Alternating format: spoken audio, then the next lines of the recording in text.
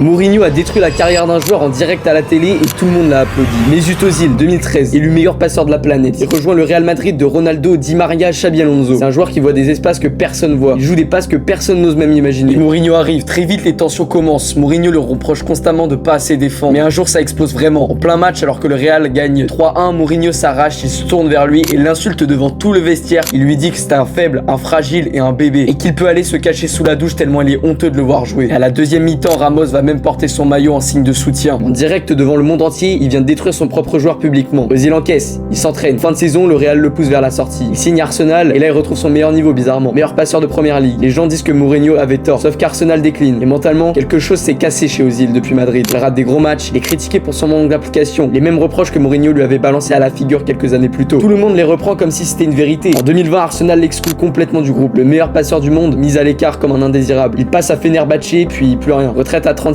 ans. Beaucoup trop tôt pour un talent comme lui. Et Mourinho pendant ce temps va rejoindre le Real Madrid. Je pense qu'il va faire pareil avec Mbappé ou Vinicius.